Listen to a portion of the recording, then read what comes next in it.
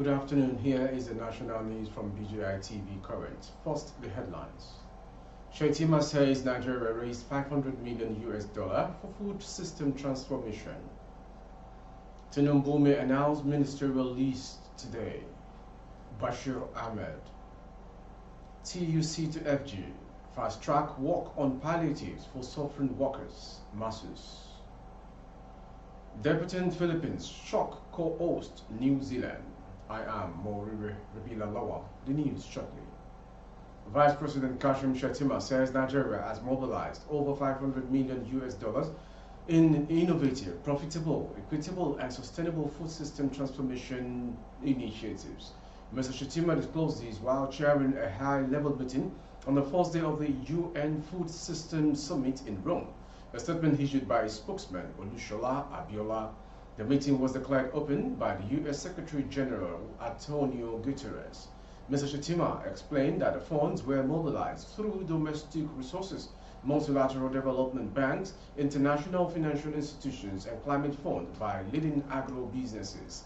He said the funds will be used for financing food system transformation, developing Nigeria's agro-value chain, and setting up special agro-industrial processing zones. In the event, the government of Nigeria will be showcasing its Value Chain Development Program, VCDP, as a unique example of a successful partnership between producers, the public sector, and private operators, stated the Nigerian VP. He added the VCDP, which is a co-founded by Nigeria and IFAD, has empowered vulnerable farmers and youth to engage in commercial partnership with some of the biggest food processing and marketing firms in the world, such as Olem. Olem is operating in more than 60 countries with an annual revenue of about $39.8 million. For political stability. Vice President Kashim Shettima joined other global leaders in Rome for the first stock-taking moment summit tagged Transforming Food System for People, Planet and Prosperity. Excellency Kashim Shettima, the Vice President of Nigeria. He participated in a panel where he talked about the President Bola Tinubu's intervention in agriculture and food security at the Financing Food System Transformation. The event is organized in collaboration with the Rome-based UN agencies, the Food and Agriculture Organization of the UN, the International Food for Agricultural Development, among others. Well, our government is barely 2 months old, and President Bola Ahmed Tinubu hit the ground running from day one, determined to transform the meaning and concept of modern governance, and along that way to demonstrate the nation's commitment toward our food system. He declared a state of emergency in food security and took it as a livelihood item within the purview of the National Security Council. So now is the time that the people has got a breathing space and went back. What we do. Bashir Ahmed has claimed President Bola Ahmed Tinubu would unveil his much-awaited ministerial list today. Ahmed disclosed this on Monday night on his official Twitter handle. The information report that the president has barely 5 days to the 60-day window to submit his ministerial list for screening and confirmation of his cabinet at the National Assembly, according to the 1990 Constitution as amended. Ahmed said the list would be announced at the Senate on Tuesday, provided there was no last-minute change. Barring any last-minute change, President Bola Ahmed Tinubu's much-anticipated ministerial list will be announced by the Senate today, he wrote. The ministerial list is expected to conclude and include at least one nominee across the 36 states. Information recalls that President Buhari during his time had appointed 44 ministers 6 months after his inauguration in 2015.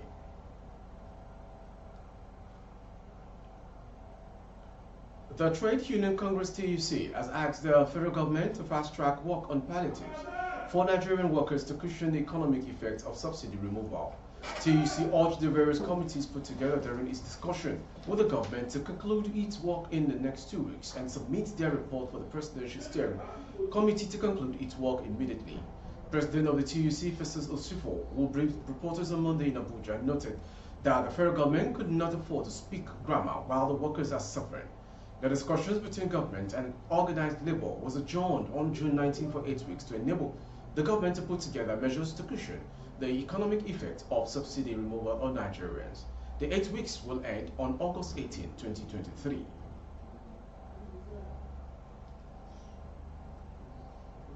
The Oyo State government has shut down the Olodo Bridge located along the Ibadan-Iwo Road. Information report that the bridge is one of the bridges that connect Ibadan and Oyo with Iwo in Osun State.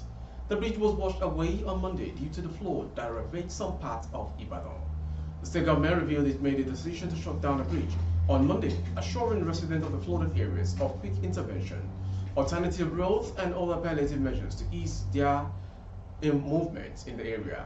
It made a disclosure when an inspection team from the Ministries of Works Environment, Ibadan, Urban Flood Management Project, National Emergency Management Agency, NEMA, and the Oyo State Emergency Management Agency, SEMA, paid an assessment visit to the site of the collapsed bridge. The team also inspected roads at Olodo Garage, Ido, and Akinyele in Ibadan. Permanent Secretary, Ministry of Environment and Natural Resources, Mrs. Modupe Adeleye, who spoke on behalf of the team, sympathized with the victims of the flood, informing that the government was aware of their plight. There are palliatives that the government will put in place for now to allay the fears of the people. So the team went round to look for alternative roads because this place, Olodo Bridge, needs to be shut down for now to prevent loss of lives and properties because it is very risky zone. And to the next story. The Zamfara State wing of the Mayeti Allah Cattle Breeders Association of Nigeria, MACPEN, on Monday condemned the recent attack by Yens-A, an outlaw vigilante group of an innocent nomadic village in Anka local government area of the state. The state's public relations officer of the Mayeti Allah Cattle Breeders Association of Nigeria, Abdullahi Shehu, spoke on telephone that the action was inhuman and condemnable. It is inhuman for some outlaw vigilante members to be attacking some law-abiding and innocent Fulani communities in some parts of the state, he lamented. Shehu described the recent attack in the area by the group of outlaw vigilante members popularly known as Yens-A as barbaric and inhuman, demanding immediate action by the concerned authorities to checkmate the activities in the states. He assured that the association would join forces with the state government and other conventional security agencies to address the issue of insecurity as a result of activities of armed bandits for peace to reign in the state. The association does not support the attacks and kidnappings in Anka, Safi, and other parts of the state as been speculated in the states. Lastly, sport. Debutant Philippines shocked co-host New Zealand 1-0 to earn an historic first ever Women's World Cup victory in Group A on Tuesday. California-born Serena Bolden was the hero for the Philippines as our 24th minute goal was enough to secure the 3 points. Bolden's first half header was the country's first ever goal in the competition's history. New Zealand thought they had equalized midway through second half when Jacqui Ant's leaping header floated over a despairing Oliver McDaniel in goal for Philippines, but it was ruled later as offside by the VAR.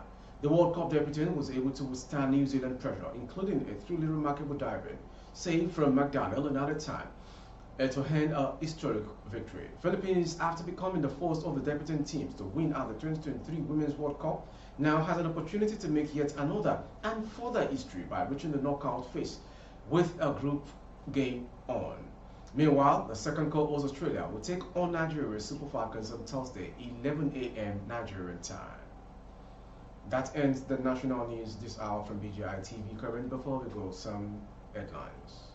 Shetima says Nigeria raised $500 million for food system transformation. Tinubu may announce ministerial list today. Bashir Ahmed. On sports, debutant Philippines shock co-host New Zealand. For more updates of our broadcast on YouTube, our handle is BGI TV Current. Kindly subscribe and click on the notification bell. Select option all to access all of our broadcasts. On Facebook, Bagede Imo with Alawi Adebayo. Please like and follow the page. Thank you for watching. I am Morire Rabila Lawa. Good afternoon.